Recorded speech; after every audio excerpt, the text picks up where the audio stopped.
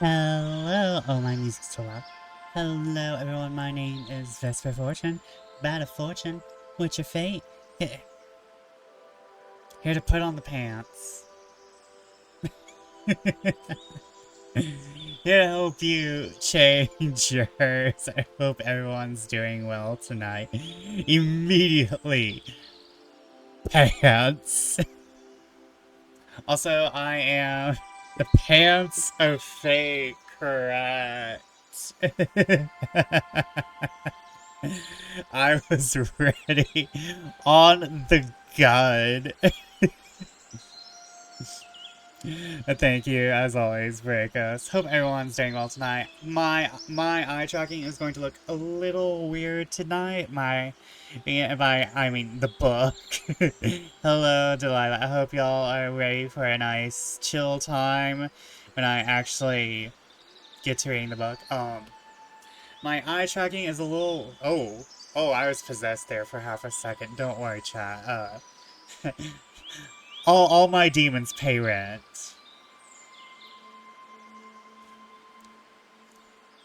All my demons pay rent. But I'm using my webcam because it's deciding to work the past few days. So I figure, low intensity stream means I can just use the webcam, so my eyes and mouth are going to look a little more weirder than normal. You're going to get more of the... My mouth tracking is better on the webcam for some reason, but my eyes tend to make me look like I'm looking everywhere else. So that's why the tracking is gonna be a little bit different. You can always tell when I'm using my phone tracking versus my mouth tracking. Yes, I track things with my mouth. How did you know? A toothache? Oh no. Oh, toothaches are the worst. I'm glad it's better though. Is it a sensitive teeth toothache, or do you think you might have to visit a dentist soon? Because the entire left side of my mouth can be sensitive some weeks. Like, it's particularly horrible in the back. And then I'm like, oh, I had to put on some Sensodyne, man. I had to put on that Sensodyne. I become a walking Sensodyne ad. Oh, I know I have to visit a dentist for it. Oh no. I should probably visit a dentist. I've never seen a dentist in my life. I have never been to a dentist.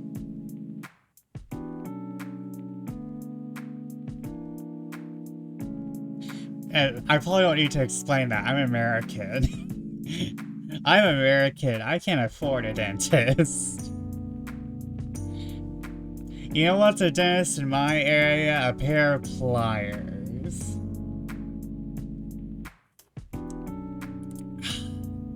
I say as I drink my tea that I have 2 spoonfuls of sugar in. Other pain relief creams are available. Yeah, like laughter. That's why I'm here. I also went to the dentist for the first time in my 30s. And then they said, you have no teeth available. Apologies. I know I have some cavities, but they're not rotting my teeth. I have some cavities because I can see like little marks on the back of my teeth, but I'm not dying, so...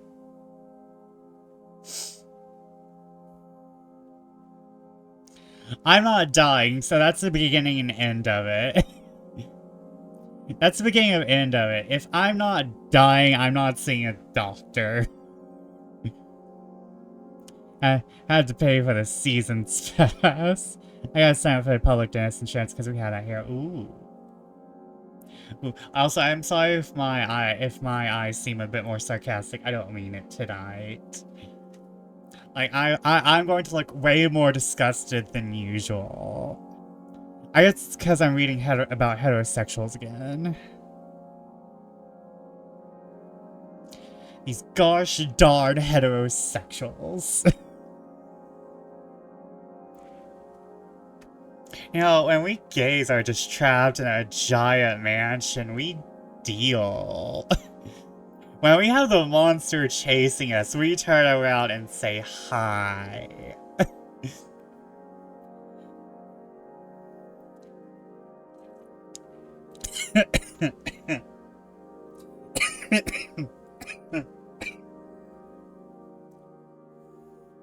I'm sorry, I was thinking about monsters.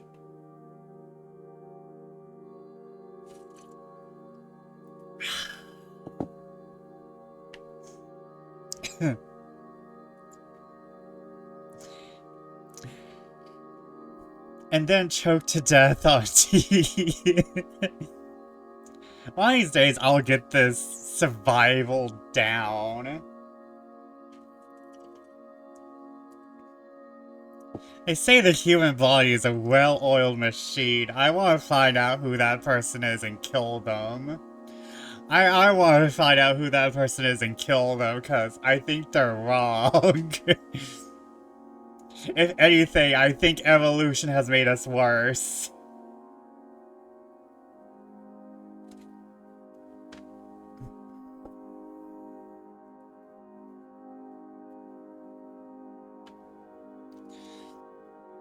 Have my spouse yesterday went full monster fucker in the last 5 second tutorials. Please explain.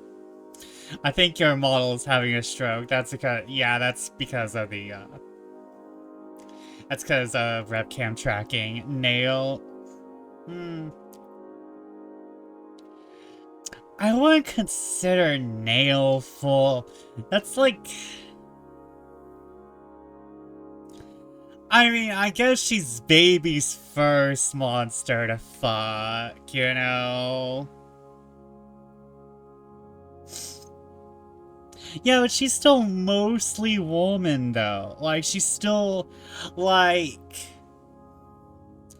Like, that's like that's baby's first monster, you know? We start at monster girls. And then we go to monster girls, you know?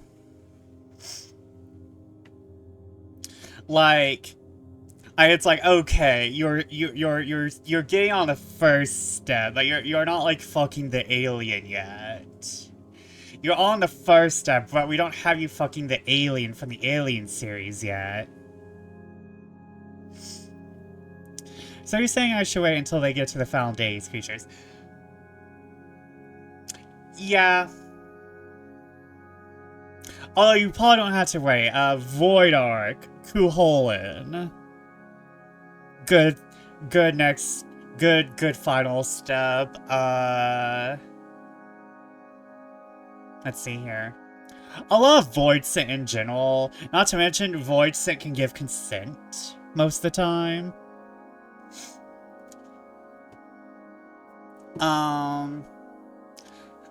Although there's a lot of just women in Void Scent as well. So again, mileage varies. Getting sent back to the void. The body's a machine. Your mileage may vary. Yeah. Getting sent back to the warranty department. Excuse me, I would like the warranty back on this body. It does horrible things. Also, my brain. I would like a warranty on my brain, please.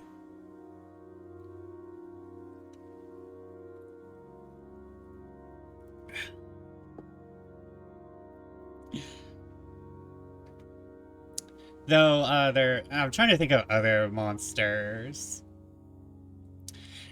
It depends on whether you want them to be incredibly sentient, because there's a lot of monster fuckery that does not include sentience, but I think you probably want sentience in your monster fuckery, because then then there's a questionable line. Okay, yeah, they're on baby steps, monster fuckers. They're baby steps, monster fuckers. Cause we're on pretty women, but with monster features right now. We want them to be on. We want them to be on They're on Garuda and Nail. We want them to be on... Let's see here.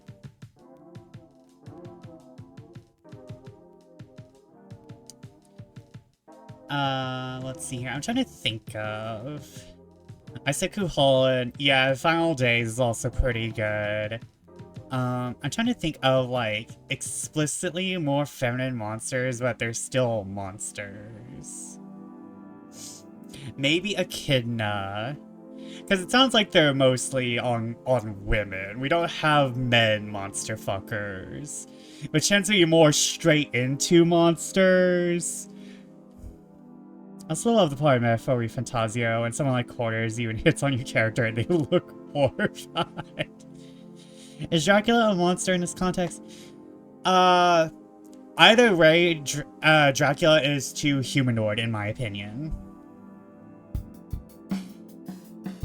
Love where I'm at and knowing anything about Final Fantasy XIV. I don't know much about early content, but I know just enough about the Dragoon Crest line to be dangerous in my lore imagining. Like for me, if they still can be mistaken for a human, you're not really on monster fuckery levels. Like Nosferatu. Nosferatu is like kinda entering baby steps monster fucker, you know? Nosferatu is kinda entering baby steps monster fucker, but you're still very humanoid. Dracula though, Dracula is just hot guy, but pale. That's literally how he is described in the fucking novel. He's a hot old guy, but he's pale.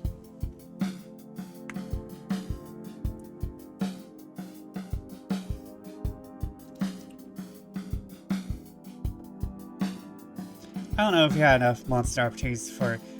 We've had Hades. I've seen some mods for Hades. Oh, I haven't unlocked Dragoon yet. I haven't even picked up Lancer, but I'm shipping Tink with Estinian in my head. I just know enough about Estinian meets the way of life, the Dragoon Quest. I'm laughing. There's a song too that I'm playing with the commercial. Nosferatu, clear up your nose. Like, has anyone heard the Enemies to Lovers trope? Yes. They're still in a realm we're born in Woodsword? Okay, you could have them go entirely Shiva, if you get what I'm saying.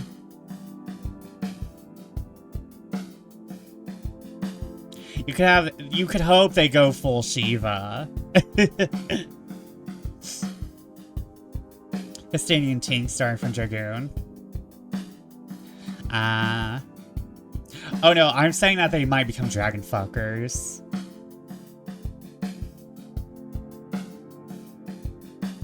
You could hope for dragon fuckery. This is surprisingly on brand for... I was talking about Mpreg earlier in Ace's chat, so this feels incredibly on brand for me right now.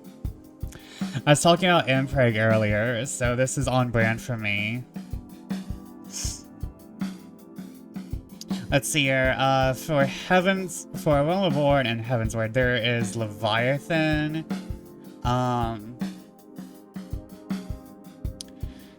trying to think of others, if we're mostly sticking to sentience.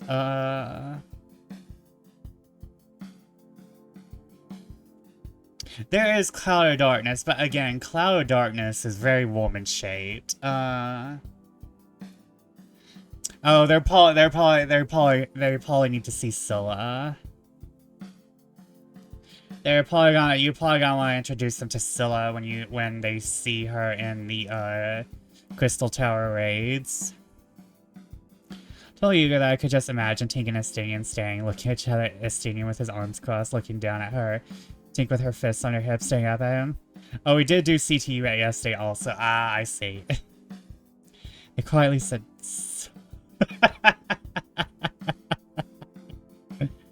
Ah, yes. The quiet whispers of Scylla.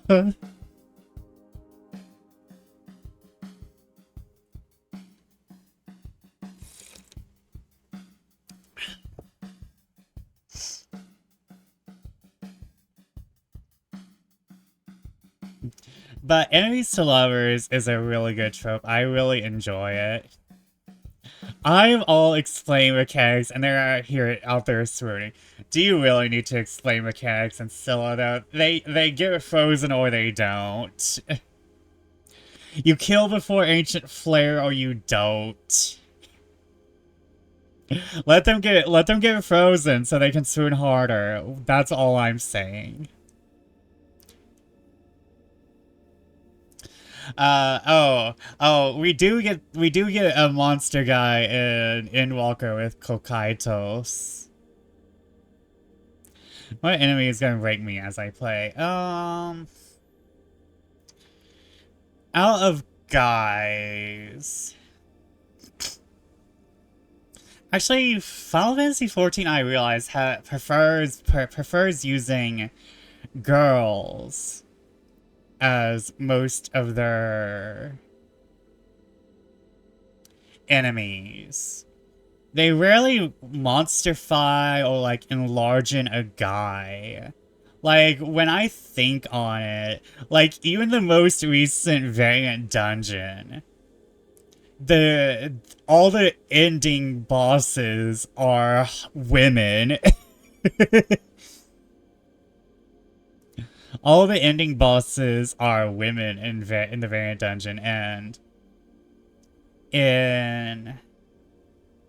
there is Rock On, where one of the first bosses you fight is also a girl. Oh yeah, there is the 12.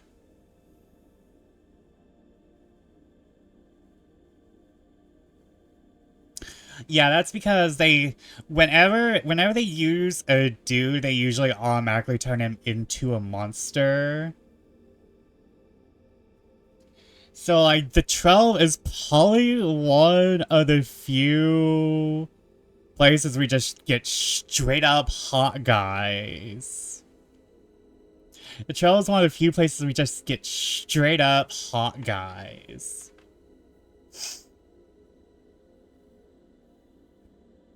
Most of the time, they tend to use monster girls, or vaguely enlarged girls, or,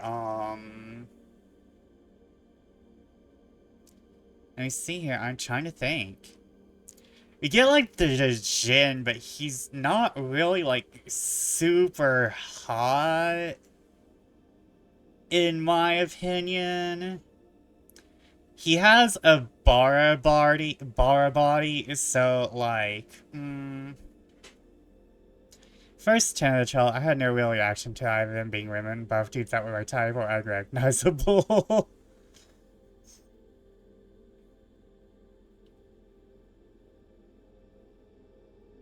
Ah, yes. Ocean. Ocean.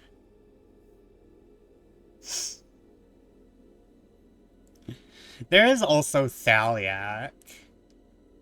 But Thaliak is super twing. There's not a straight bone in that man's body. That is not a heterosexual. That man is purely Greek, in one sense of the word. Well, all caps key smashes for that last fight, yeah.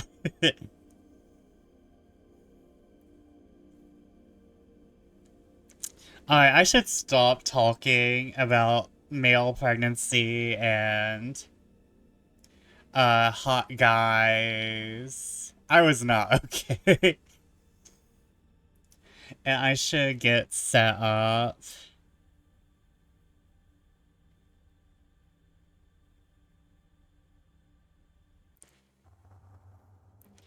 They're still talking about babies in Ace's chat. Oh my god.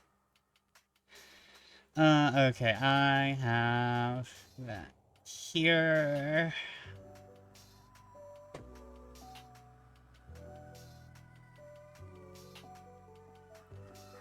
Can you, like, minimize for me, boy?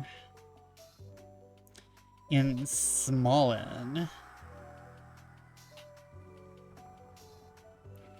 Are you listening while I play my Ben Boy?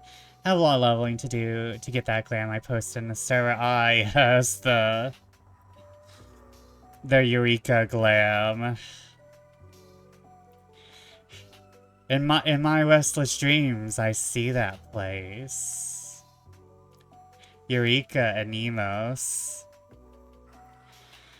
I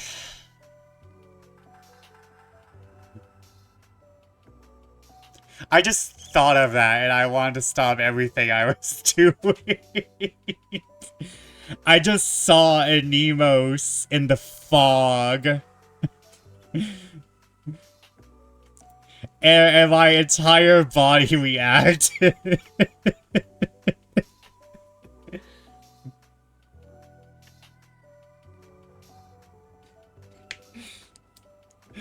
My entire body was like... there was like a fear reaction. Okay, do I have music? Actually, hold up. Whatever gave me something earlier today.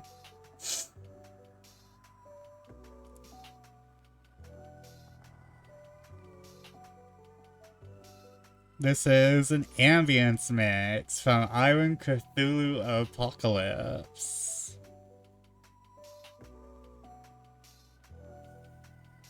I should probably be in OBS. That won't be useful. Oh wait, that will be. Because those are hilarious. I thought you meant the other thing I said. Nope.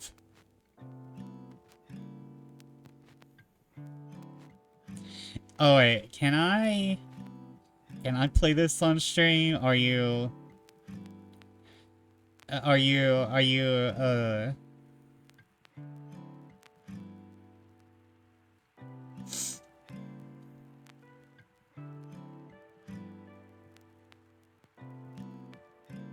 you know what? I'll learn.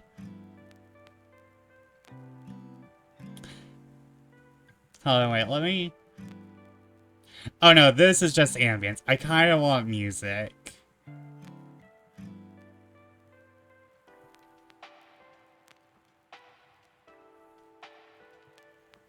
Okay, lascivious state,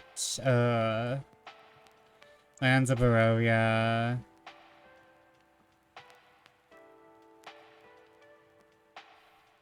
Dark fairy tales, that might work.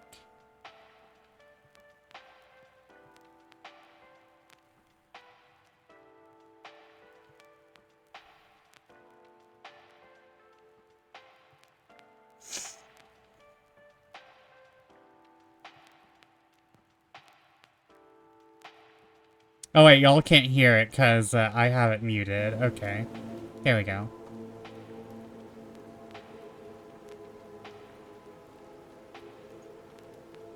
Why can't I just have, like, the Romance of the Forest playlist like I did with Dracula? Hello?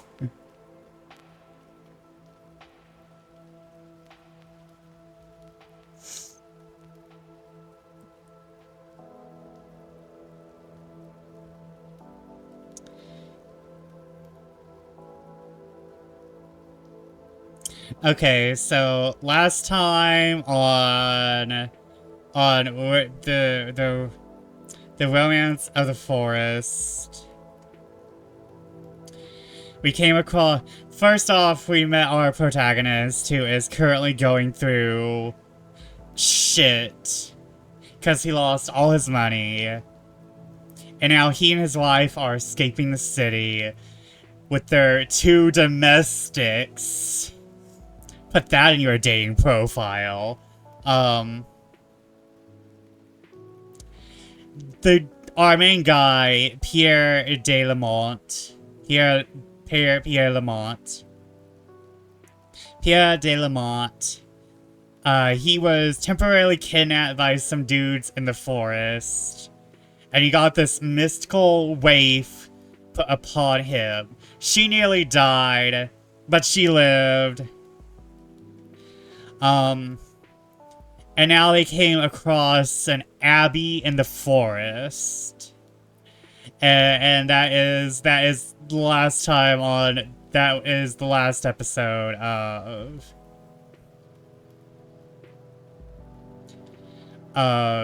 The Romance of the Forest Z.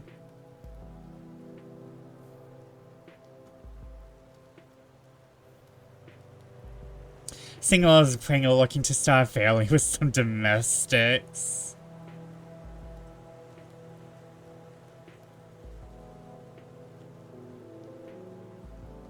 Single as a Pringle in a tube with 47 others, don't ask. Sounds like the, what was it, the Portland, Oregon polycule.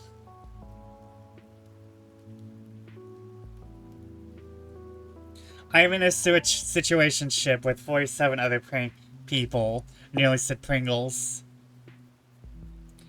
It's me. I am in a relationship with 47 other Pringles. That's me when there's a can of Pringles in the house.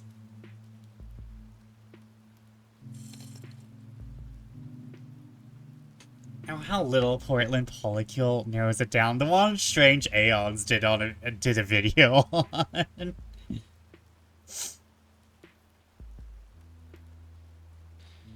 Chapter 2, and we open with a poem from Horace Walpole, because that's what they did back in the day.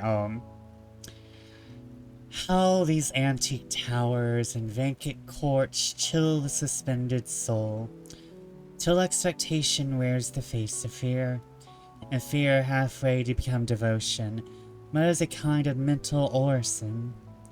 It knows not wherefore, what kind of being is circumstance. Horace Walpole.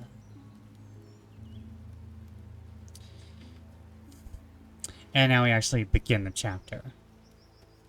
He approached and perceived the Gothic remains of an abbey. It stood on a kind of rude lawn, overshadowed by high and spraying trees, which seemed to coeval the building, and diffused a romantic gloom around. The greater part of the pile appeared to be sinking into the ruins, and that which had withstood the ravages of time showed the remaining features of the fabric more awful in decay. The lofty battlements, thickly enwreathed with ivy, were half demolished, came the residence of birds of prey. Huge fragments of the eastern tower, which was almost demolished, lay scattered amid the high grass that waved slowly to the breeze. The thistle shook its lonely head, and moss whistled to the wind. A Gothic gate, richly ornamented with fretwork, which opened into the main body of the edifice, though which was now obstructed with brushwood, remained entire. Above the vast and magnificent portal of this gate arose a window of the same order, whose pointed arches still exhibited fragments of stained glass, once a pride of monkish devotion. Lamont, thinking it possible it might yet shelter some human being, advanced to the gate and lifted a massy knocker. The hollow sounds rung through the emptiness of the place. After waiting a few moments, he forced back the gate, just heavy with ironwork, and creaked harshly on its hinges.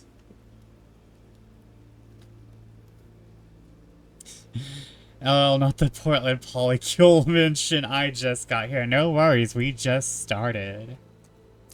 Let me shout you out, cause Silver is currently experiencing the everlasting horrors of Anemos.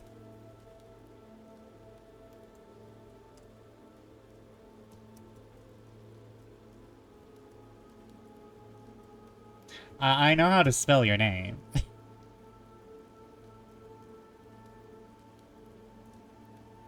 I say as I capitalize the L for no damn reason. At least one of us does. The mood of, is it separate or separate? Is it separate or separate?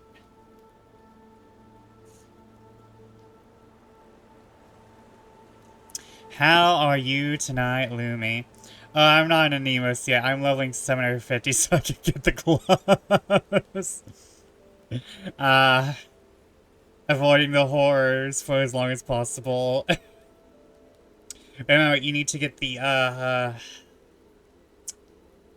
augmentation boxes.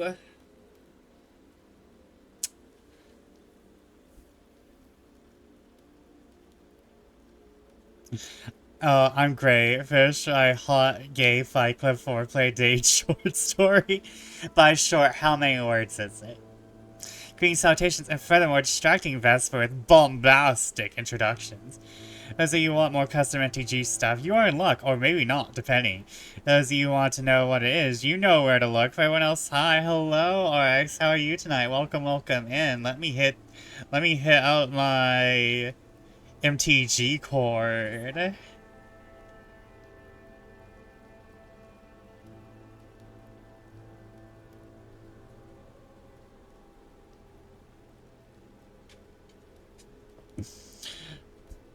Roughly 18,300 words. I mean, that qualifies as like a novelette. That literally is no longer a short story by professional standards. That is legally required to be something else.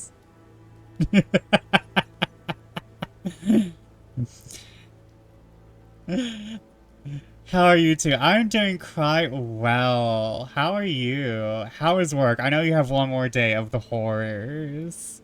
Are you sure? Hold up. Let me Google.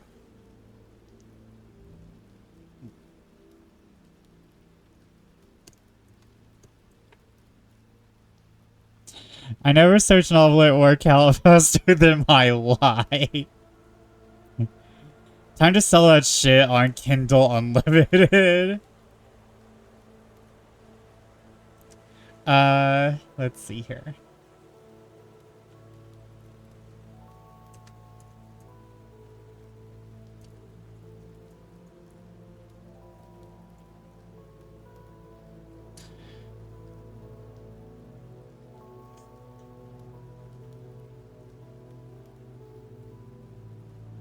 But yeah, I'm like pretty sure that is a novelette, yeah. I wrote a short story, writes a third of a novel. No, maybe, I don't know, I'm too shy for that. Listen, if I published Birth of the Angels, which looking back on it, it's not my best work, however, it's my only work out there, so no one else has a good, like, good, listen, I know how bad it is. Okay, Vesper, that's never your best work, true. Lily Weefu, you all know how it is, yeah.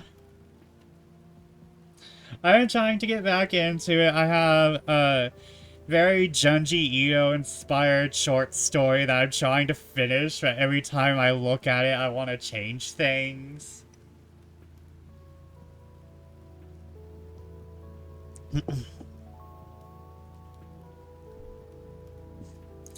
I have 2A within progress, the same. But I'm doing quite well. Well, I was doing okay-ish for most of the day. I slept in too much because my parents tend to leave the door open before they leave for work. To say that, hey, we're leaving you alone here with the girls. They forgot to do that today. So I slept until 11. And I feel, not even 11, 11:30. So I feel so irresponsible and I didn't get any, I haven't gotten much done today. I cleaned the living room and I cleaned the bathroom. But I haven't gotten much done on any other front. So, and I've had like a light headache all day. Well, not a light headache. It's kind of like that headache that's been,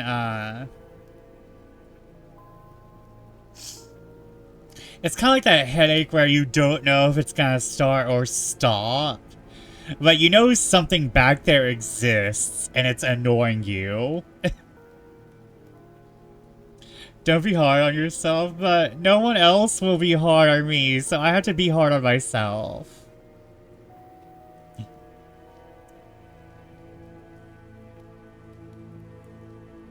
I feel like I need...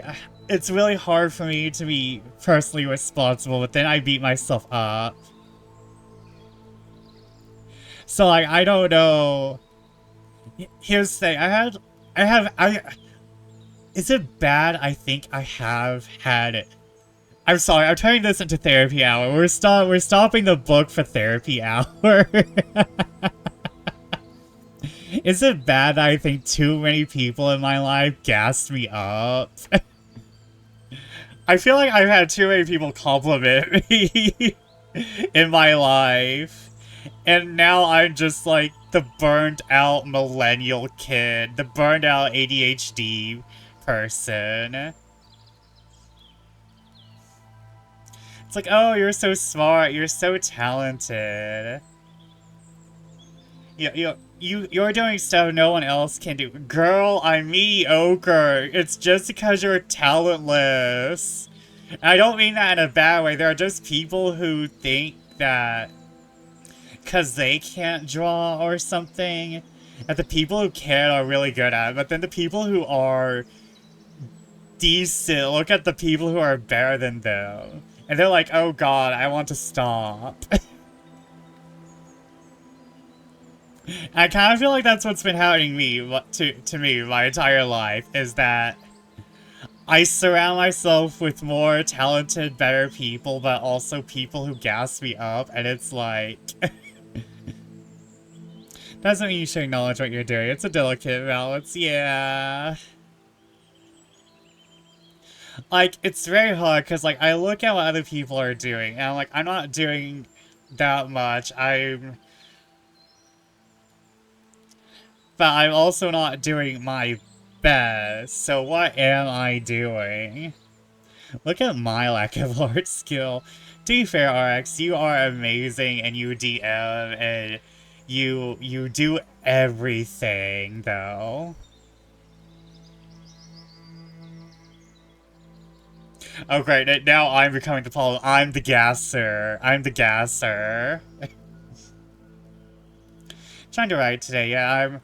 To be fair, you told me your writing can trigger you sometimes, so it triggers your OCD. Can't do your best all the time. I wish I could do at least my best once a week.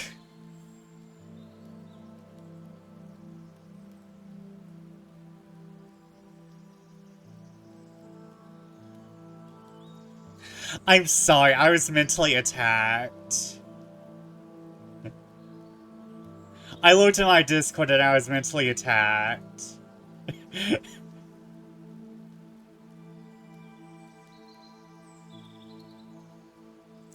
And now I must send all of you the mental attack as well.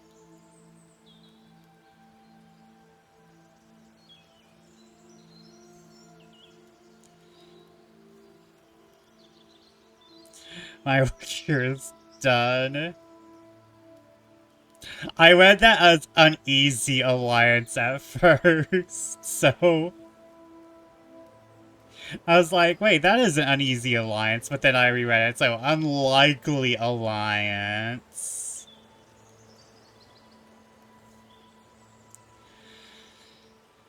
So no, unlikely alliance already existed, I just gave it a Vesper spin.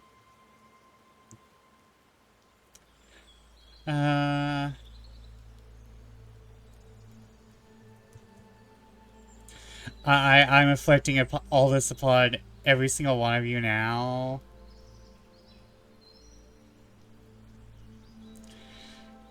As an educator, I feel like the thing you need to do is acknowledge what you've done to be compared to a concrete to-do list.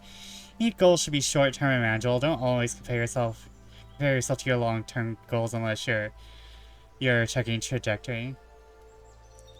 Celery truly message. Did you expect this? No, there's a reason why I went dead silent upon seeing it in the Discord.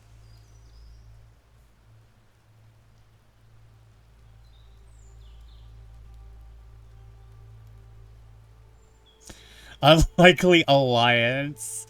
One light mana, one light mana, again, one light mana, one any mana. Target attacking non-blocking creature gets 0+2 until end of turn. I can truly say this is not a collaboration I expected to see ever, and I'm a Twitch streamer.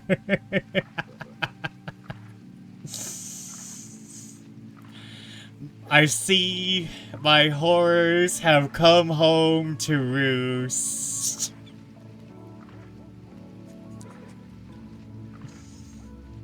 I'm not reading this book tonight, am I?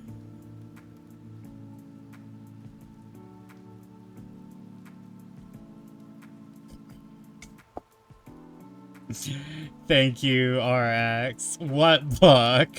Oh, that does remind me. Thank you, RX. Your work is wonderful as always. Honestly, it's the wig head. I feel like the wig head is an SCP at this point. Silver, I hope the wig head is dead. Because I feel like it's actually looking at me through the screen. It's long gone, good, but maybe we should have taken pictures of it. I don't know, maybe we should have taken pictures of it. Maybe it's going to live on through the pictures. I think we're going to be haunted forever. I think we're going to be haunted forever.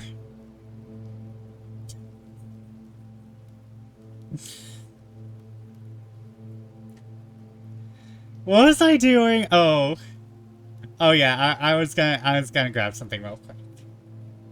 Like, I know I was reading the book. I just forgot another part of the mood.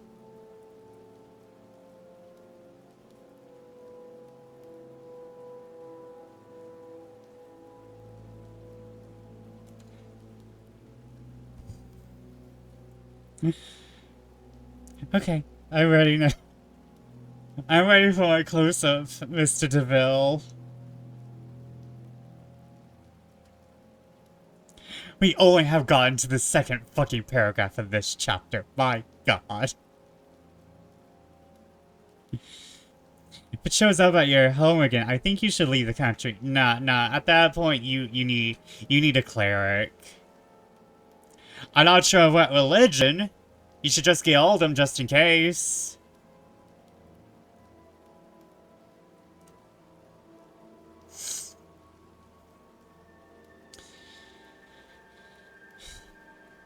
You'll call your nurse and Gaga coffee.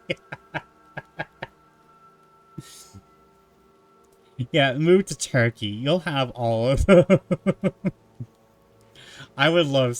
Actually, I am having some of my coconut macaroon tea right now.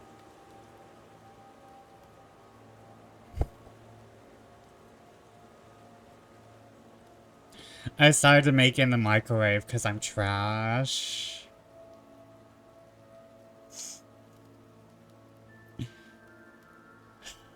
He entered what appeared to have been the chapel of the abbey, where the hymn of devotion had once been raised, and the tear of penitence had once been shed. Sounds which could now only be recalled by imagination. Tears of penitence which had been long since fixed in fate.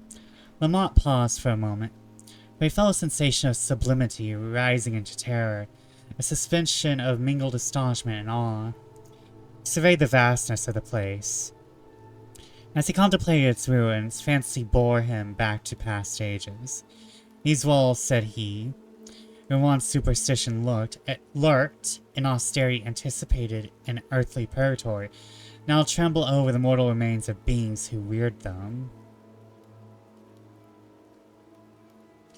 The deepening gloom now reminded Lamont that he had no time to lose, but curiosity prompted him to explore further. He obeyed the impulse. As he walked over the broken pavement, the sound of his steps ran in echoes through the place, and seemed like the mysterious accents of the dead reproving the sacrilegious mortal who dared disturb their precincts. Also, Istanbul just has communal cats. Say less. What is a city without their own version of the bodega cat?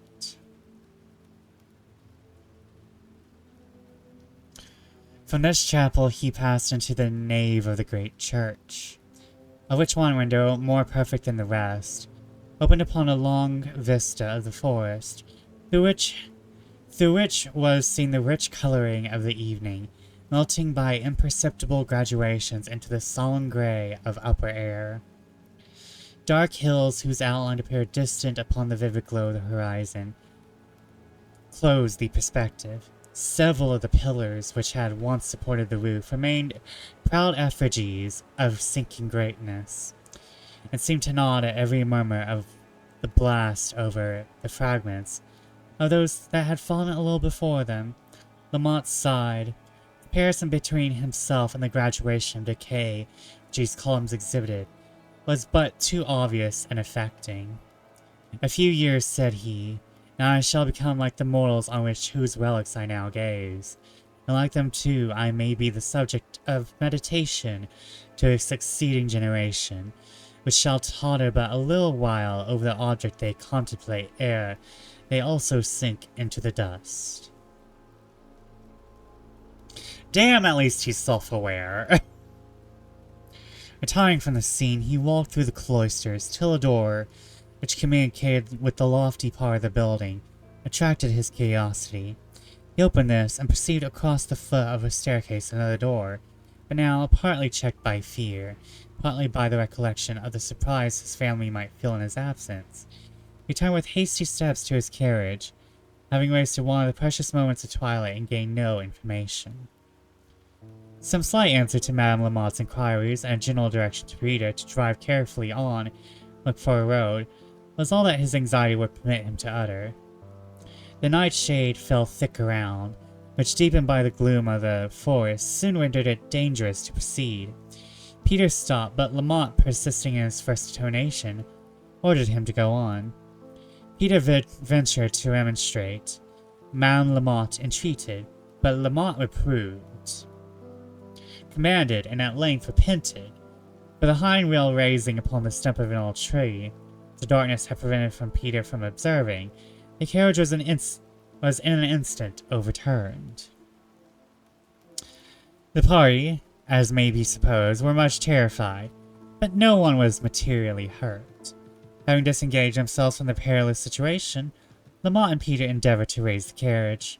The extent of this misfortune was now discovered, for they perceived that the wheel was broke. The distress was reasonably great, for not only was the coach disabled from proceeding, but could not even afford a shelter from the cold dews of the night, it being impossible to preserve it in an upright situation. After a few moments' silence, Lamont proposed they should return to the ruins which they had just quitted, which lay at a very short distance, pass the night in the most habitable part of them. That when morning dawned, Peter should take one of the coach horses, endeavor to find a road in a town from whence assistance could be procured for repairing the carriage.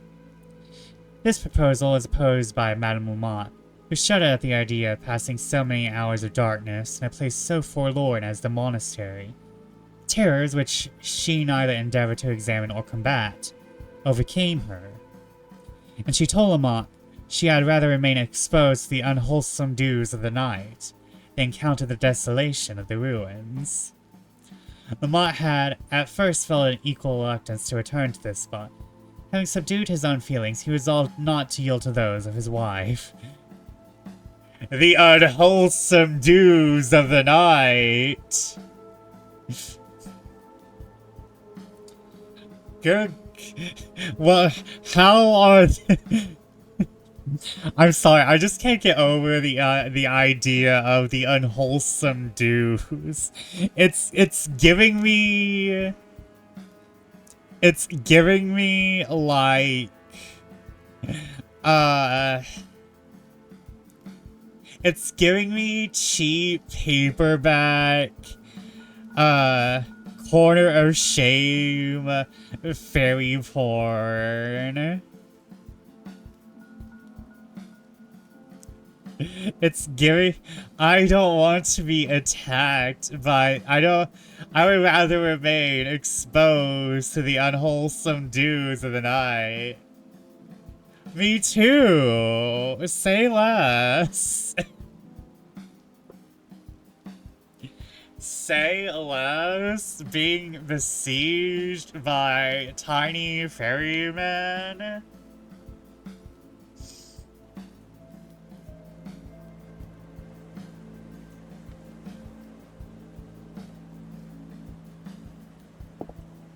Just hearing Dylan's voice. Why you gotta say it like that?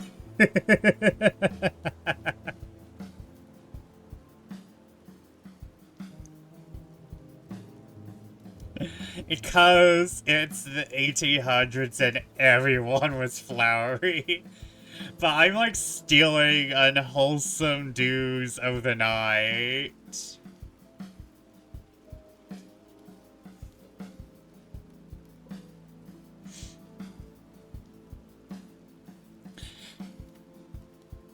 The horses being now disengaged from the carriage, Pierre moved towards the edifice. As they proceeded, Peter, who followed them, struck a light, and they entered the ruins by the flame of sticks which he had collected. The partial gleams thrown across the fabric seemed to make its desolation more solemn, while the obscurity of the greater part of the pile heightened its sublimity, and led fancy on to scenes of horror. Alan, who had hitherto remained in silence, now uttered an exclamation of mingled admiration and fear. A kind of pleasing dread thrilled her bosom, and filled all her soul. Tears started into her eyes. She wished, yet feared to go on. She hung upon the arm of Lamont, and looked at him with a sort of hesitating interrogation. He opened the door of the great hall, and they entered. Its extent was lost in gloom. "Let us stay here," said Madame Lamont. "I will go no further." Lamont pointed to the broken roof, and was proceeding, and he was interrupted by an uncommon noise which passed along the hall. They were all silent. It was a silence of terror. Madame Lamont spoke first. "Let us quit this spot," said she. "Any evil is preferable to the feeling which now oppresses me. Let us retire instantly." The stillness had for some time remained undisturbed, and Lamont, ashamed of the fear he had involuntarily betrayed, now thought it necessary to affect a boldness which he did not feel. Therefore opposed ridicule to the terror of Madame, insisted upon proceeding. Thus compelled to acquiesce, she traversed the hall with trembling steps. They came to a narrow passage, and Peter's sticks being nearly exhausted, they awaited here, while he went in search of more. The almost expiring light flashed faintly upon the walls of the passage, showing the recess more horrible. Across the hall, the greater part of which was concealed in shadow, the feeble rays spread a tremulous gleam, exhibiting the chasm in the roof, while many nameless objects were seen imperfectly through the dusk. Adeline, with a smile, inquired of Lamont if he believed in spirits. The question was ill-timed, for the present scene impressed terrors upon Lamont, and in spite of endeavor, he felt a superstitious dread stealing upon him. He was now perhaps staying over the ashes of the dead. If spirits were ever permitted to revisit the earth, this seemed the hour and the place most suitable for their appearance. Lamont remained silent. Adeline said, "Were I inclined to superstition?" She was interrupted by a return of the noise which had been lately heard. It sounded down the passage, at whose entrance they stood, and sunk gradually away. Every heart palpitated. They remained listening in silence. A new subject of apprehension seized Lamont. The noise might proceed from bandits. He hesitated whether it be safe to proceed. Pierre now came with the light. Now refused to enter the passage. Lamont was not much inclined to it, but Peter, in whom curiosity was more prevalent than fear, merely offered his services. Lamont, you know what, I will stop there. For some reason, I heard you basically read, they saw a scary thing, and she wanted to stop right there, and all I could think of was a quote from a Scooby-Doo episode. Scooby-Dooby-Doo, where are you? I got some work for you now.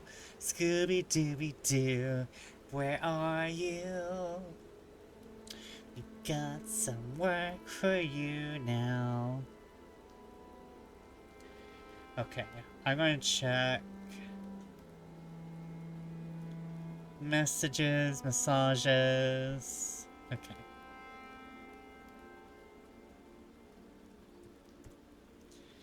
School blank do blind no. Whereth art thou? Scoobeth doobeth do. Where art thou?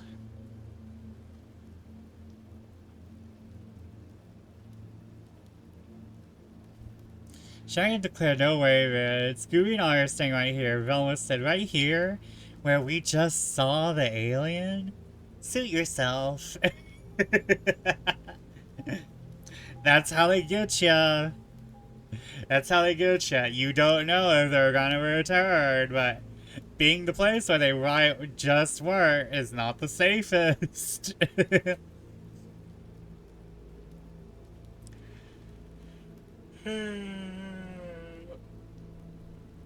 I'm gonna get water as soon as that starts. Yep. I'll be right back.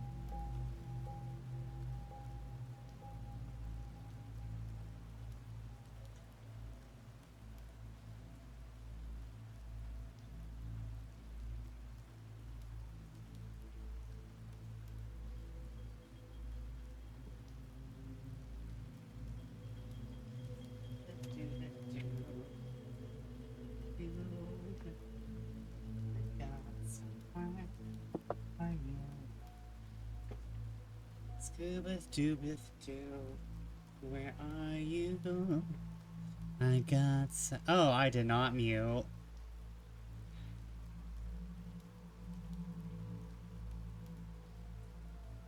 That was fine. Guys, I can't find my earbud.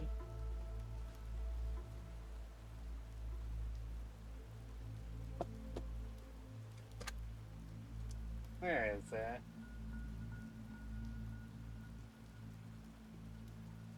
You're so cute. Oh, thank you. Well,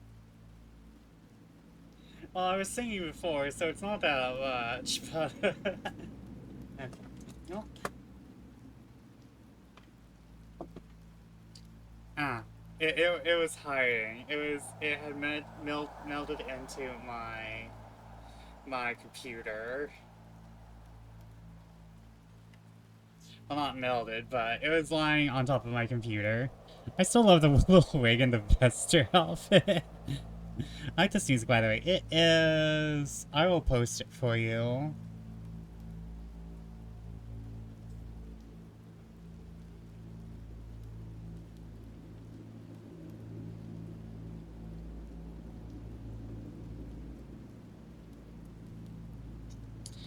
is the Dark Fairy Tales playlist. No AI.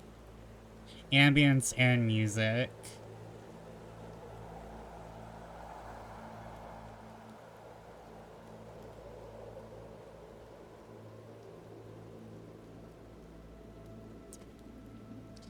Someday I'll make an attempt at drawing Tapper as a bat. Aww. Attempt because a lot of patients will make an animal Tapper is color palette, and I'm not sure how she'll distribute her colors on that. You, first things first is that you have to choose what bat, species. Cause Vesper is generally a mix of bats, so I did not choose a specific one. But I'm more generally in the... if you look at me, it's definitely I chose more of the smaller bat species, as most mega bats are just the food eaters, the flying foxes. Yeah, I'm a micro bat. I mean, if you look at my human form, there's more micro bat vibes. Because I was definitely looking at microbats, and I think around my area we have microbats, but I think most areas have microbats. I think I nearly said flying boxes. Oh my god. Flying foxes are only mostly in tropical areas. I think there's like... No, wait, I might be thinking of a flying squirrel. That might be a flying squirrel that's like multiple colors. Like, it's either a bat or a squirrel that is like super huge and is like... It has like blue fur. Not like blue fur, teal fur. It's very pretty. I think it's a flying fox. Well, not a flying fox, a flying squirrel.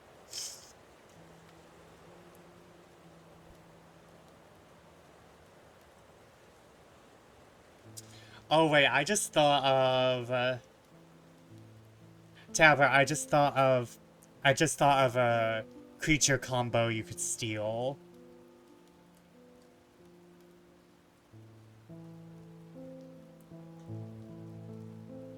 For the Tapperverse. Flying Fox, Red Panda combo.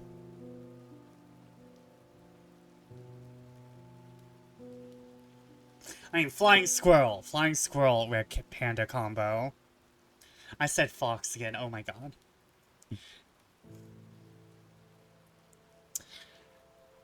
Flying Squirrel mixed with a Red Panda. Like, imagine giving a Red Panda the Flying Squirrel flaps. And maybe a big-ass squirrel tail. Although, the Red Panda tail is kind of already big.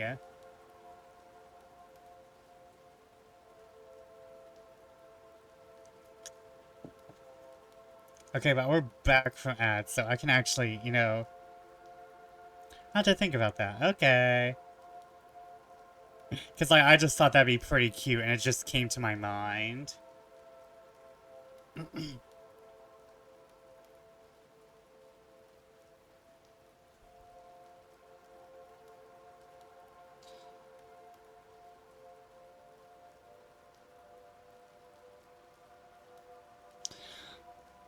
Alright, I'm gonna start from earlier because I think I fucked up.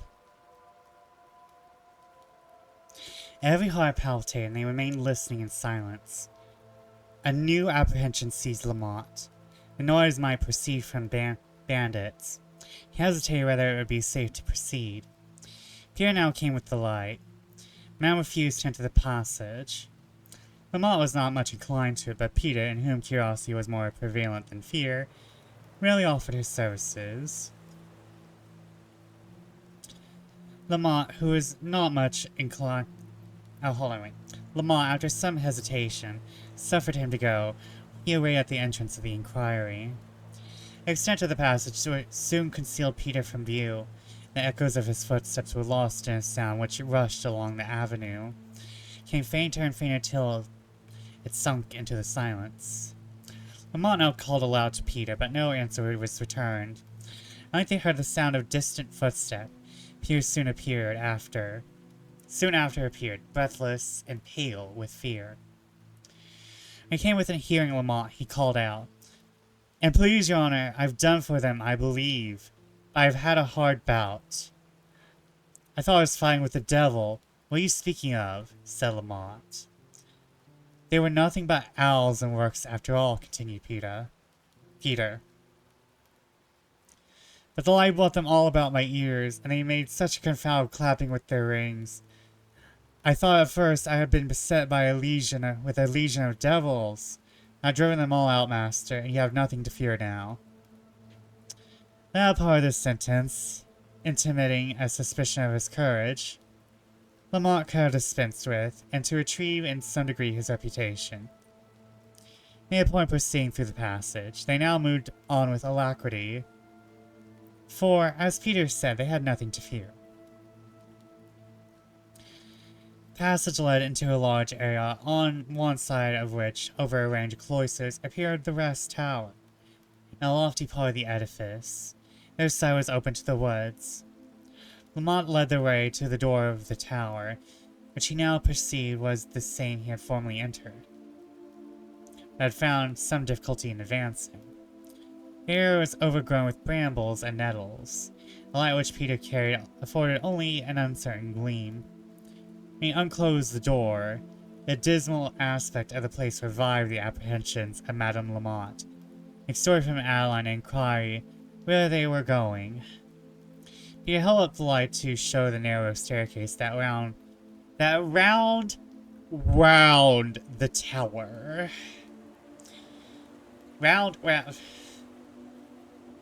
It's round with a W followed by round with an R. I hate it. Peter held up the light to show the narrow staircase that round the tower, but Lamont, observing the second door, drew back the rusty bolts and entered a spacious apartment, which, from its style and condition, was evidently of a much later date than the other part of the structure. Though desolate and forlorn, it was very impaired by time. The walls were damp but not decayed. The glass was yet firm in the windows. Say that 5 times fast? No!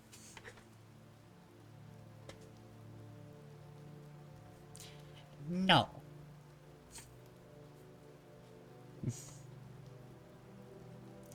They passed on to a suite of apartments, resembling the first they had seen, and expressed their surprise at the incongruous appearance of the edifice, the moldering walls they had left behind.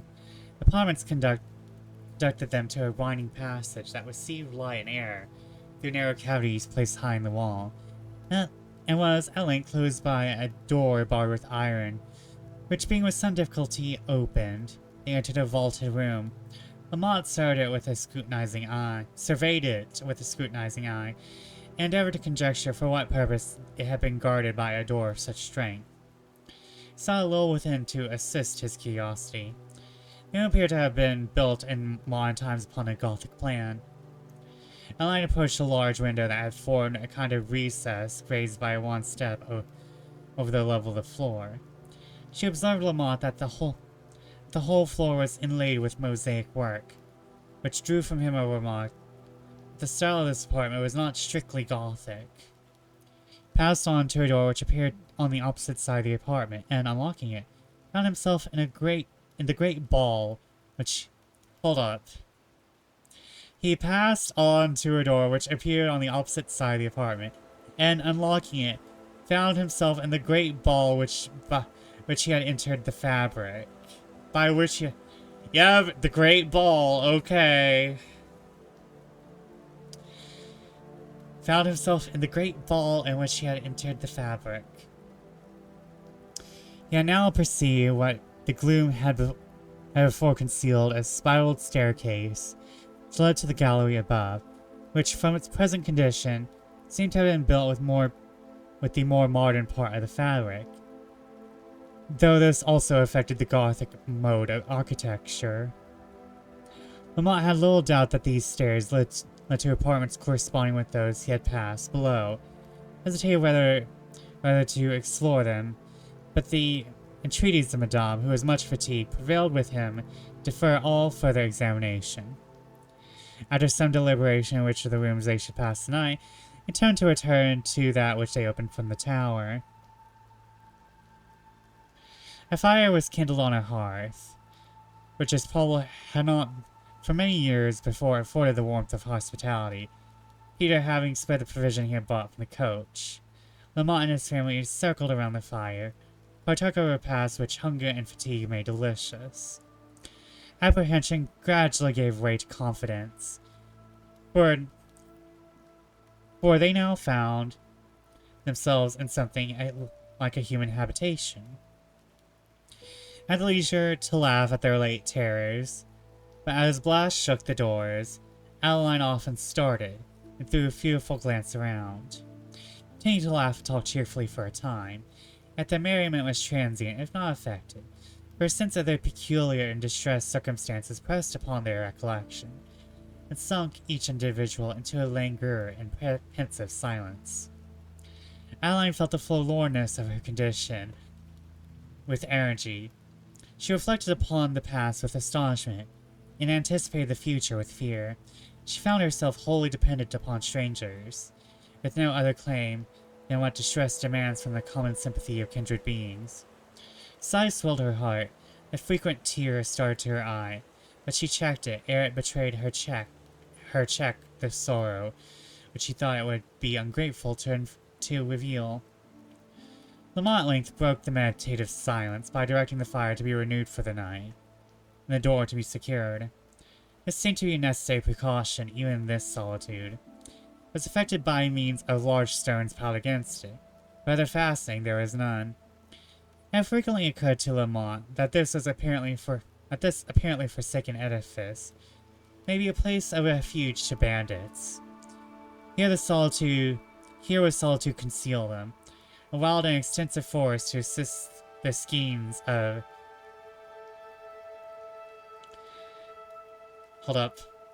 Here was solitude to conceal them, a wild and extensive forest to assist their schemes of plunder, to perplex with its labyrinths those who might be bold enough to attempt pursuit.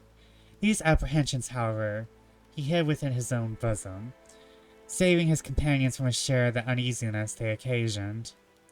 Peter was ordered to watch at the door. Having given the fire a rousing stir, our desolate party drew around it, and sought in sleep a short oblivion of care. The night passed on without disturbance. Adeline slept, but uneasy dreams fleeted before her fancy. She awoke at an early hour. The recollection of her sorrows arose upon her mind, and yielding to their pressure, her tears flowed silently and fast. She might indulge them without restraint. She went to a window that looked upon an open part of the forest.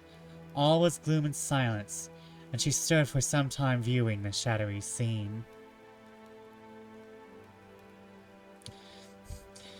Like I said, this book has an Alpha accent. There's not only things that hate me, but there's also old words that I just do not want to say, so I have to go back and reread this sentence so I can just be more prepared.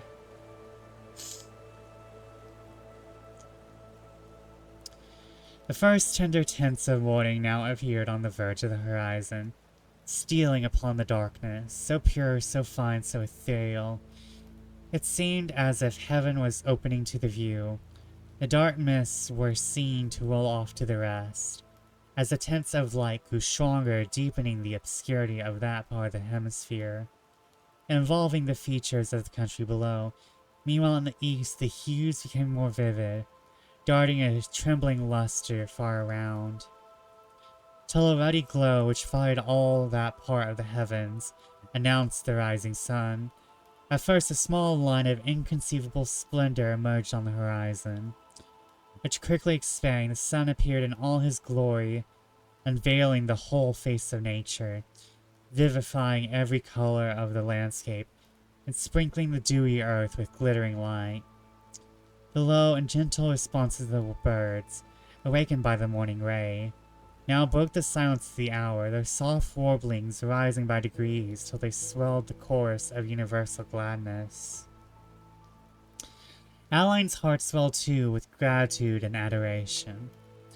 The scene before her soothed her mind and exalted her thoughts to the great author of nature. She uttered an involuntary prayer. Father of good, who made this glorious scene, I resign myself to thy hands. Thou wilt support me under my present sorrows, to protect me from future evil. A universe of blandness. A universe of gladness. Gladness. Did I say blandness? Oh no.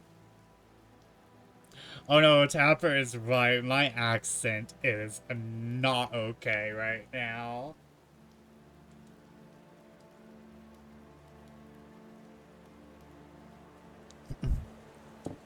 Me when there's no pepper at the dinner table at the restaurant. I heard blandness. Okay, I gotta work on my enunciation. Thus confiding in the benevolence of God, she wiped the tears from her eyes, while the sweet union of conscience and reflection rewarded her trust, and her mind, losing the feelings which had lately oppressed her, became tranquil and composed. Lamont awoke soon after, and Peter prepared to set out on his expedition. As he mounted his horse, "And you please, master," said he, "I think we had as good look no further for a habitation till better times turn up. Nobody will think of looking for us here. When one sees this place by daylight, it's none so bad. But a little patching up would make it comfortable enough." Lamont made no reply, but he thought of Peter's words. During the intervals of the night when anxiety kept him waking, the same idea occurred to him. Concealment was his only security, and this place afforded it.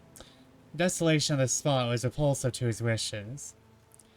But he had only a choice of evils. A forest with liberty was not a bad home for one who had too much reason to expect a prison.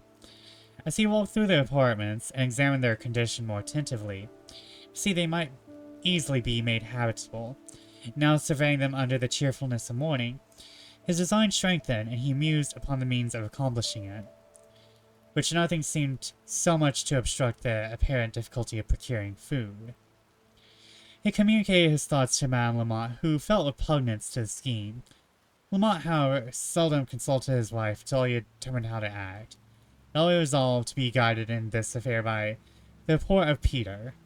If he could discover a town in the neighborhood of the forest, where provisions and other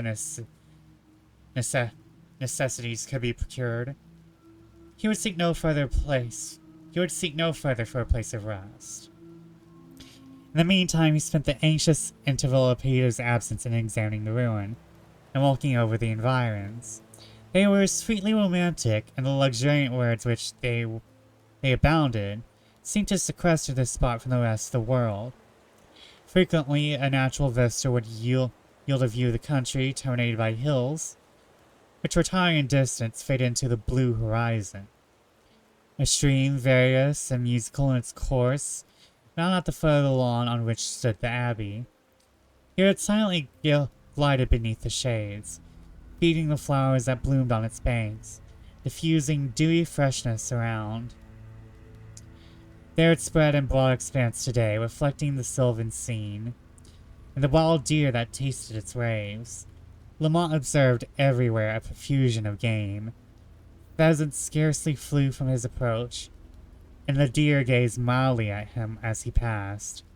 They were strangers to man. Vester!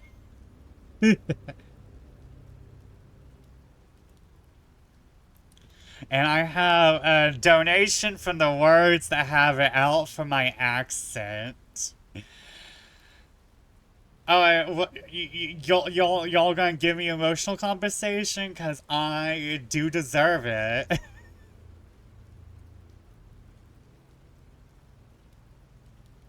If you have been emotionally harmed by Victoria novels,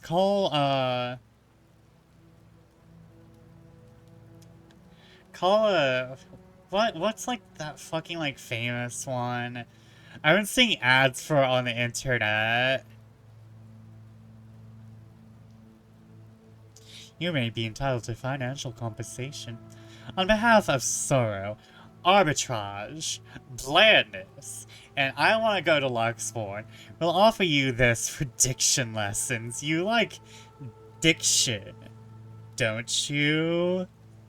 I like the first half of the word. The second half can go take a hike.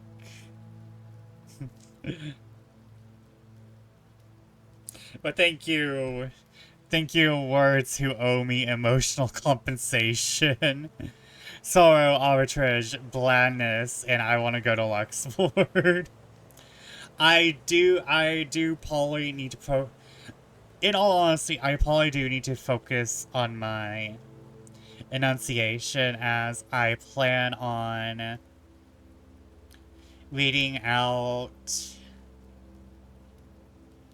creepypastas. I'm gonna start my own little channel. I know there's already 50 zillion creepypasta channels, but what's one more? What's one more? We don't need another creepypasta channel, but you know what? I'm making one anyway. Vesper, how do you get so many sponsors? I fucked my way up to the top.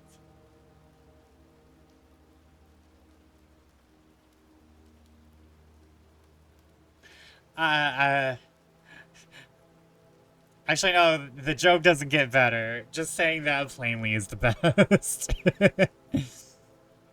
I can't believe that was just like my first thought.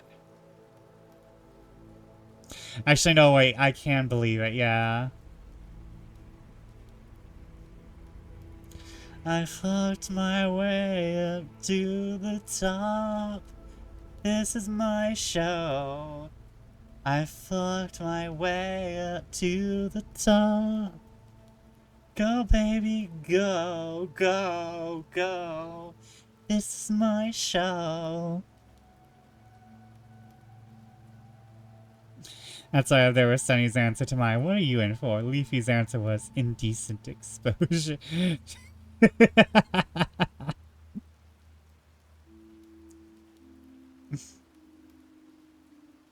Listen here, if you have skills, use them. No hesitation, just that. Listen, improv is about no hesitation. Or proper hesitation. On his return to the Abbey, Lamont ascended the stairs that led to the tower. About halfway up, a door appeared in the wall. It yielded without resistance to his hand by a sudden noise within, accompanied by a cloud of dust. He stepped back and closed the door. After waiting a few minutes, he again opened it and perceived a large room of more modern building.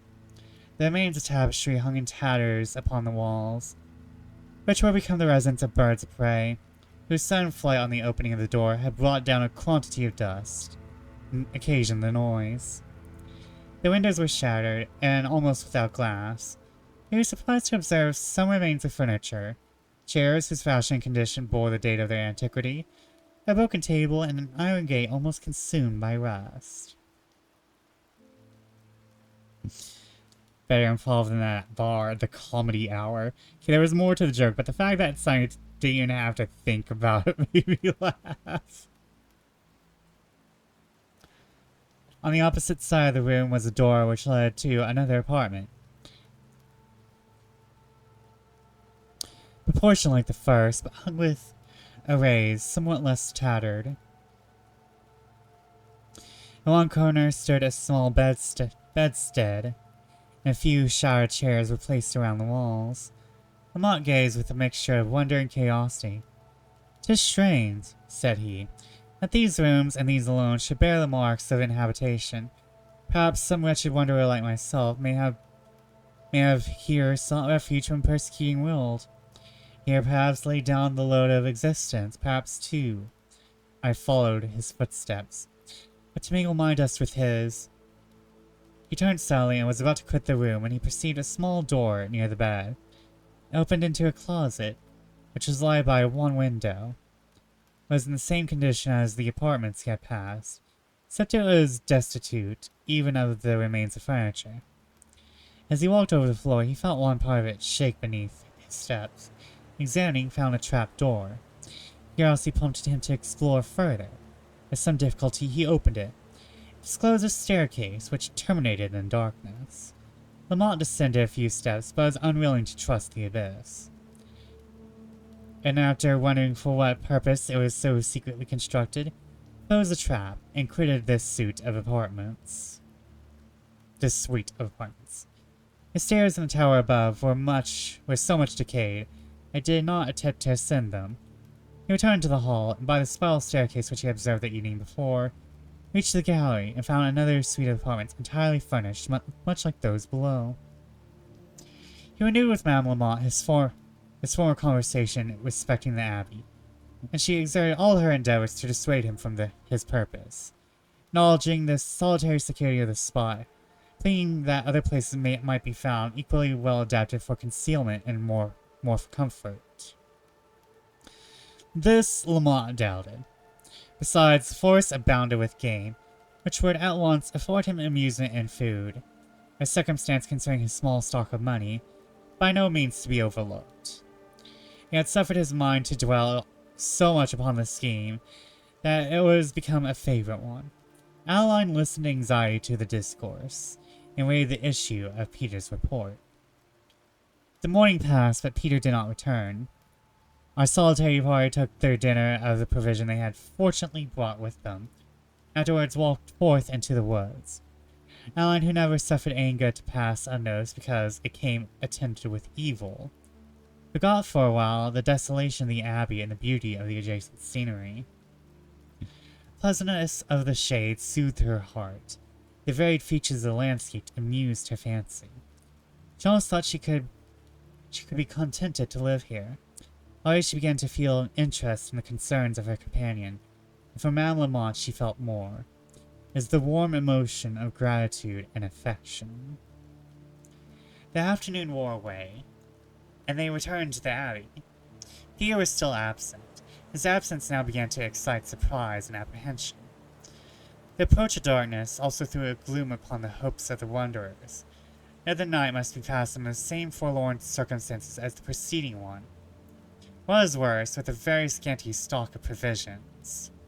The fortitude of Madame Lamont was now entirely forsook her, and she wept bitterly. Adeline's heart was as mournful as Madame's, but she rallied her drooping spirits, gave the first instance of her kindness by endeavoring to revive those of her friend. Lamont was restless and uneasy. Leaving the abbey, he walked alone the way which Peter had taken. He had not gone far when he perceived between him and the trees, leading his horse. "What news, Peter?" hallooed Lamont. Peter came on, panting for breath. Said not a word till Lamont repeated the question in a tone of somewhat more authority. "Ah, bless you, master," said he, when he had taken breath to answer. "I'm glad to see you. I should never have got back again. I've met with a world of misfortunes." Well, that's not my world. We may relate them hereafter. Let me hear whether you're discovered. Discovered? Turned to Peter. "Yes, I am discovered with a vengeance. If you want to look at my arms, you'll see how I am discovered." "Discolored, I suppose you mean," said Lamont. "But how came you in this condition?" "I tell you how it was, sir. Your honor knows I learned to smack of boxing of that Englishman that used to come with his master to our house." Well, tell me where you have been." "I scarcely know myself, master. I've been where I got a sound drubbing. But then it wasn't your business, so I don't mind. If I ever meet with that rascal again..." You seem to like your first drubbing so well that you want another. As you speak more to the purpose, you shall soon have one. Pierre was now more frightened into method and endeavored to proceed. When I left the old abbey, said he, I followed the way you directed, and turned to the right of the grove of the trees yonder. I looked this way and that to see if I could see a house or a cottage or even a man, but not a soul of them was to be seen, so I jogged on near the value of a league.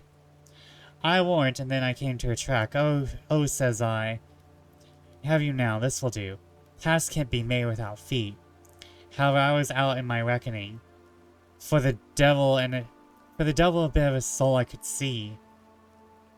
After following the track this way and that way, for a third of a league, I lost it. And had to find out another. Is it impossible for you to speak to the point? Said Lamont. Omit these foolish particulars, and tell whether you have succeeded. We are reading a Victorian book, sir. We are reading a Gothic. We need to be flowery. The irony.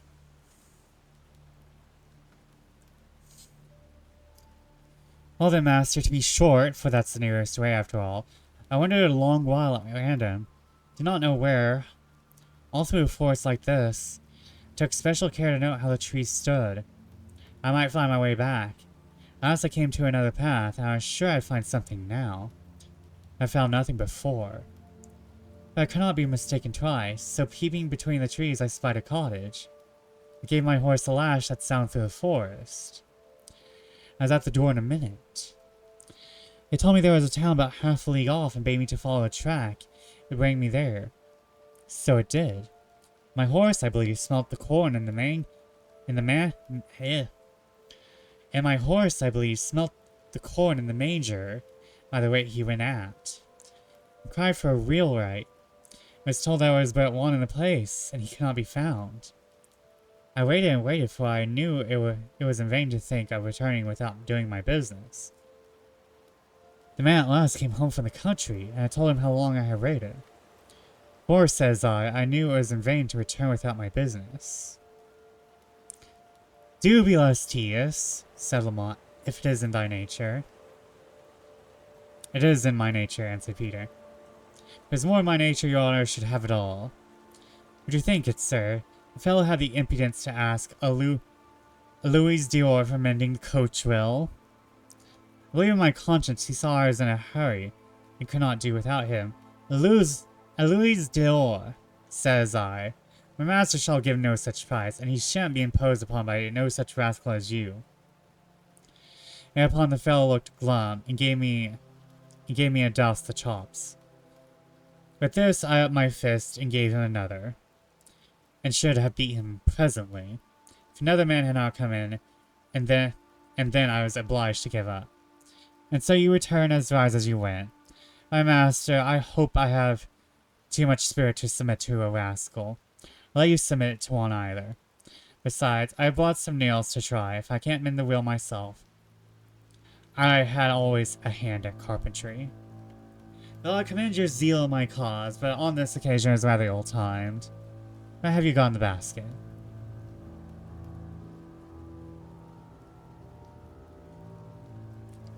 It's late and I am drained. I need sleep. Until next time. Aw, good night, RX. Sleep well, dream well. And hey, you only have tomorrow and then you're off. You only have tomorrow and then you get off for a few days. So, good night, good fortune, and sweet dreams. And may the bed bugs not bite. Oh, what's the basket? Ominous music starts playing. What's in the basket? A smoothie?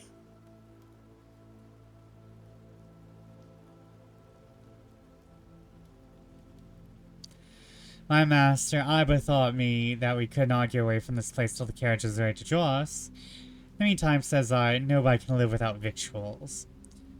So I inlay out the little money I have and take a basket with me. Hobbies just turned super ominous. That's the only wise thing you've done yet, and this indeed redeems your blunders. Why now, master, it does my heart to hear you. Does my heart good to hear you speak. You was doing the best for all the while. I've had a hard job to find, but I've had a hard job to find my way back. There's another piece of ill luck, for the horse has gotten a thorn in his foot. Lamont made inquiries concerning the town, and found it was capable of supplying him with provision, but little furniture was necessary to render the abbey habitable. His intelligence almost settled his plans, and he ordered Pierre to return on the following morning, make inquiries concerning the abbey. If the answers were favorable to his wishes, he commissioned him to buy a cart and load it with some furniture, some materials necessary for repairing the modern apartments. Peter stared. Why does your honor mean to live here? Why, I suppose I do. Well, then your honor made a wise determination, according to my hint. Well, your honor knows I said. Well, Pierre, it is not necessary to repeat what you said. Perhaps I determined on the subject before. Egad, master, you're in the right, and I'm glad of it. For I believe we shall not quickly be disturbed here, except by the rooks and the owls. Yes, yes. I won't I'll make a place fit for a king. As for the town, one may get anything, I'm sure of that. Though they think no more about this place than they do about India or England or any of those places. They now reached the abbey, where Peter was received with great joy. Hopes of his mistress and Adeline were repressed, and they learned he returned without having executed his commission, and heard his account of the town. Lamont's orders to Peter were heard with almost equal concern by Madame and Adeline, but the latter concealed her uneasiness, and used all her efforts to overcome that of her friend.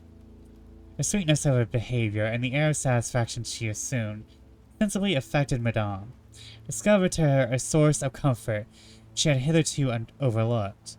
The affectionate attentions of her young friend promised to console her for the want of other society, conversation to enliven the hours which might otherwise be passed in painful regret. Okay, is anyone else getting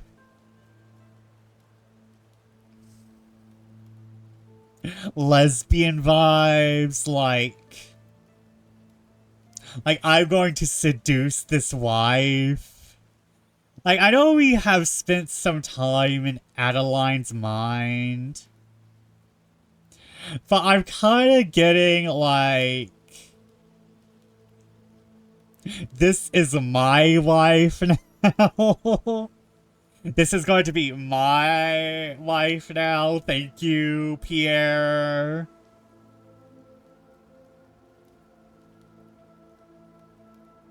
Ah, yes. They were great friends. They were great friends. I can't wink. I can't wink with my webcam tracking. And they were roommates.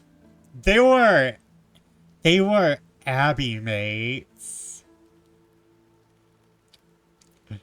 They received great attentions to each other. The bosoms were filled with hope and friendship.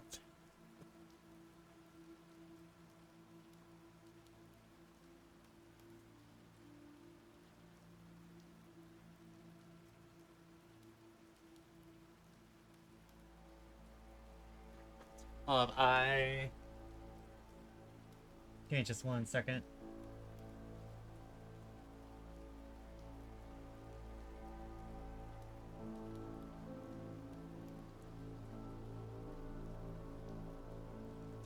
Sorry. Got annoyed with something really quickly.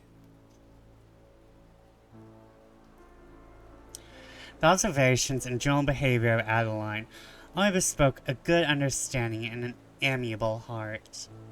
But yet more, she had genius. She was now in her 19th year, her figure of middling size, turned to the most exquisite proportion. Her hair was dark auburn, her eyes blue. Whether they sparkled with intelligence or melted with tenderness, they were equally attractive. Her form had the airy lightness of a nymph. When she smiled, her countenance might have been drawn for the younger sister of Hebe. Hebe? I think it's Hebe. The captivations of her beauty were heightened by the grace and simplicity of her manners, and confirmed by the intrinsic value of her heart. eBay. That might be shine in crystal and have all its movements scanned. Annette, who I assume is Peter's wife, who we have not spoken of until this very moment.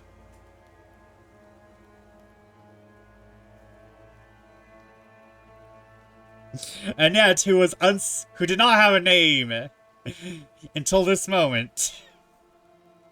This heart accepts PayPal.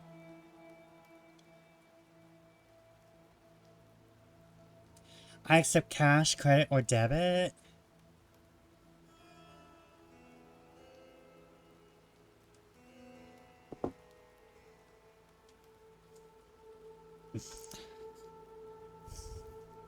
Annette now kindled the fire for the night. Pierre's basket was opened, and supper prepared. Madame Lamont was still pensive and silent. There is scarcely any condition so bad, said Adeline. But we may one time or the other wish we had not quitted it. Honest, Peter, and he was bewildered in the forest, had 2 enemies to encounter in still one, confesses he wished himself at the Abbey.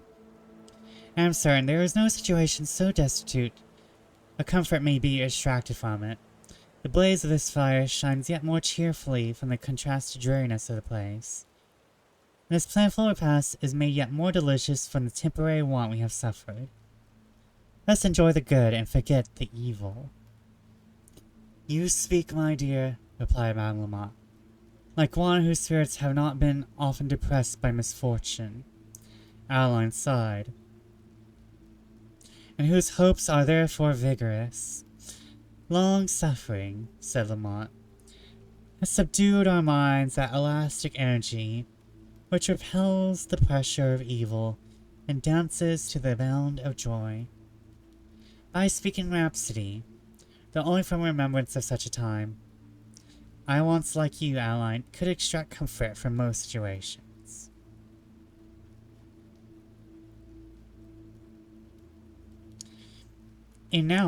You may now, my dear sir, said Adeline, still believe it is possible. You'll find it so. The illusion is gone. I can no longer deceive myself. Pardon me, sir. If I may say, it is now only you deceive yourself, by suffering the cloud of sorrow to tinge every object you look upon.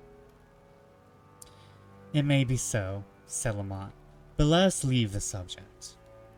After supper, the doors were secured, as before, for the night, and the wanderers resigned themselves to repose.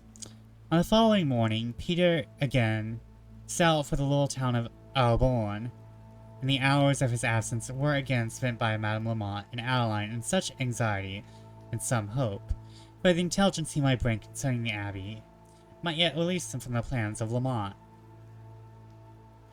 Towards the close of the day, he was descried coming slowly on, and the cart which accompanied him too suddenly confirmed the figures. He brought materials for repairing the place, and some furniture. Of the Abbey he gave an account, of which the following is the substance. It belonged, together with a large part of the adjacent forest, to a nobleman, now resided with his family on a remote estate.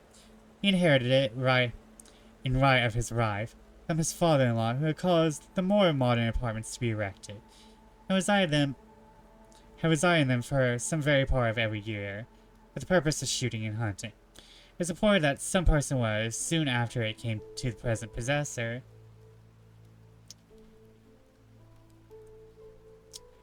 brought secretly to the Abbey and confined in those apartments. Who or what he was never conjectured. What became of him nobody knew. The report died gradually away. Many persons entirely disbelieved the whole of it. But however this affair might be, it certain was. The present owner had visited the Abbey only two summers since his succeeding to it. Furniture after some time was removed. This circumstance had at first excited surprise, and various reports arose in consequence. It was difficult to know what ought to be believed. Among the rest, it was said that strange appearances had been observed at the Abbey, and uncommon noises heard. Though this report had been ridiculed by sensible persons as the idle superstition of ignorance, it fastened so strongly upon the minds of the common people that for the last 17 years none of the peasantry had ventured to approach the spot. The abbey was now, therefore, abandoned to decay. Lamont ruminated upon this account. At first, it called up unpleasant ideas, but they were soon dismissed, and considerations more interesting to his welfare took place. He congratulated himself now. He congratulated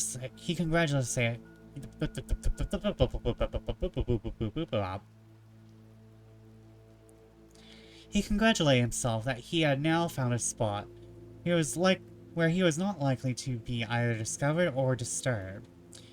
Yet it could not escape him that there were strange coincidences between one part of Peter's narrative and the condition of the chambers that opened from the tower above the stairs, the remains of furniture of which the other apartments were void, the solitary bed, the number and connection of the rooms, were circumstances that united to confirm his opinion. This, however, concealed in his own breast. He had always perceived that Peter's account had not assisted in reconciling his family to the necessity of dwelling at the Abbey. But they had only to submit in silence. Whatever disagreeable apprehension might intrude upon them, they now appeared willing to suppress the expression of it. Peter, indeed, was exempt from any evil of this kind. He knew no fear. His mind was now wholly occupied with his approaching business. Madame Lamont, with a placid kind of despair, endeavored to reconcile herself to that which no effort of understanding could teach her to avoid, and which an indulgence in lamentation could only make more intolerable. Indeed, though a sense of immediate inconveniences to be endured at the Abbey had made her oppose the scheme of living here, she did not really know how their situation could be improved by removal. Yet her thoughts often wandered towards Paris, and reflected the retrospect of past times. The images of weeping friends left, perhaps forever.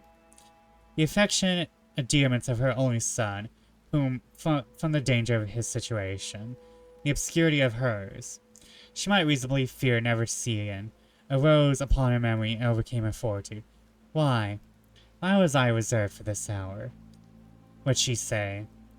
And what will be my years to come? Adeline had no retrospect of past delight to give emphasis to present calamity. No weeping friends, no dear regretted objects to point the edge of sorrow, and throw a sickly hue upon her future prospects. She knew not yet the pangs of disappointed hope, or the acuter sting of self-accusation. She had no misery but what patience could assuage, or fortitude overcome. At the dawn of the following day, Pierre arose to his labor, proceeded with alacrity. A few days to the lower apartments were so much altered for the better that Lamont began to exult, and his family to perceive their situation would not be so miserable as they had imagined. The furniture Peter had already bought was disposed in these rooms, one of which was the vaulted apartment. Madame Lamont furnished this as a sitting room, preferring it for its large Gothic window that descended almost to the floor, making a prospect of the lawn and picturesque scenery of the surrounding woods. There's 2 rooms, and one of them's already a sitting room. Girl adapted. Woman adapted.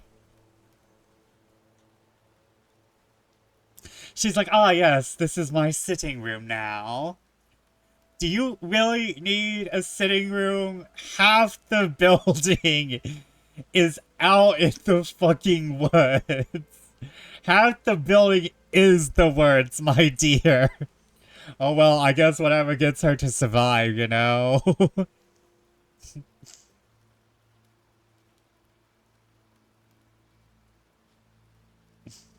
Pierre having returned to Albon for further supply, all lower apartments were in a few weeks not only habitable, but comfortable. These, however, being insufficient for the accommodation of the family. A room above the stairs was prepared for Adeline. The chamber that opened immediately from the tower, and she preferred it to those beyond, because it was less distant from the family, and the windows fronting an avenue of the forest afforded a more extensive prospect. The tapestry that was decayed and hung loosely from the walls was now nailed up and made to look less desolate.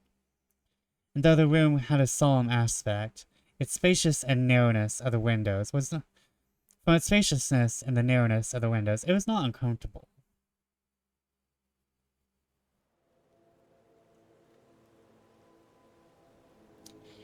The first night that Adeline retired hither, she slept little. The solitary air of the place affected her spirits. The more so, perhaps, because she had, with friendly consideration, endeavored to support them in presence of Madame Lamont. She remembered the narrative of Peter, several circumstances of which had impressed her imagination in spite of her reason. And she found it with difficult... Hold up. I feel like I have not read this entire fucking paragraph at all. The first night that Adeline retired hither, she slept little. A solitary air of the place affected her spirits. The more so, perhaps, because she had, with friendly consideration, endeavored to support them in the presence of Madame Lamont. She remembered the narrative of Peter, several circumstances of which had impressed her imagination in spite of her reason, and she found it difficult wholly to subdue apprehension. At one time, terror so strongly seized her mind, she had even opened the door with an intention of calling Madame Lamont. But listening for a moment on the stairs of the tower, everything seemed still. At length she heard the voice of Lamont speaking cheerfully. The absurdity of her fear struck her forcibly. She blushed that she had for a moment submitted to them, returned to her chamber wondering at herself. Oh man, these chapters are huge.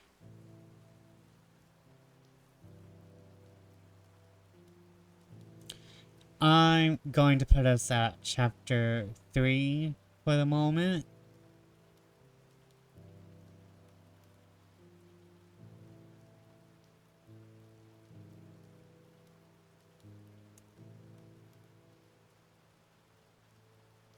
I'm going to start a bit earlier, because we need to be getting through 2 chapters a night, honestly.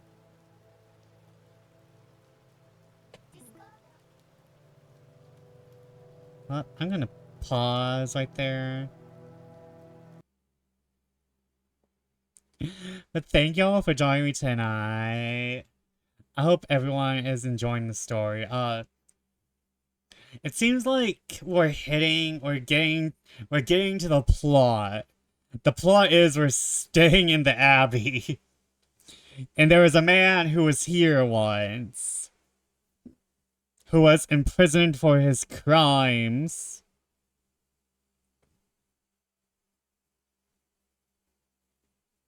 Let me see here.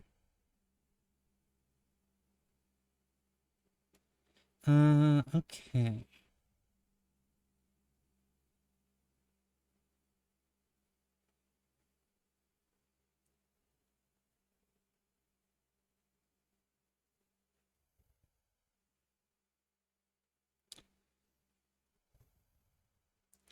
Okay,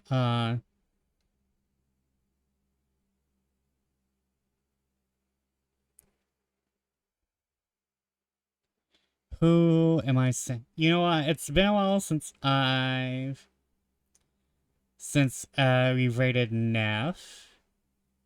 And Neff seems to be reading something for Pride. So I'm gonna send y'all over there.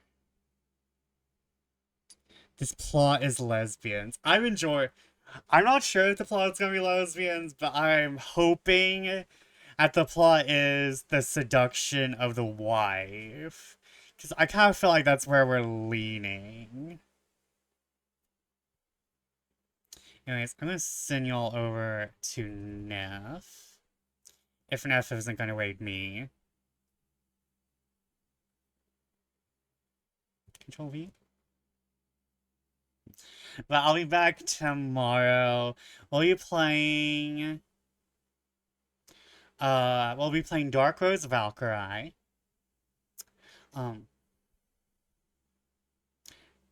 No, thank you, Solar. Um, I'll be playing Dark Rose Valkyrie. And Tuesday I'm off because I'm watching the You Mad World's First. I want to see Kefka be in some people's teeth. And I also want to see if they're doing War in Triad or if there's going to be something weird because I've been reading up on some data mine bullshit. It could get weird. It could get weird. But good night, good fortune. See you when I see you, and goodbye.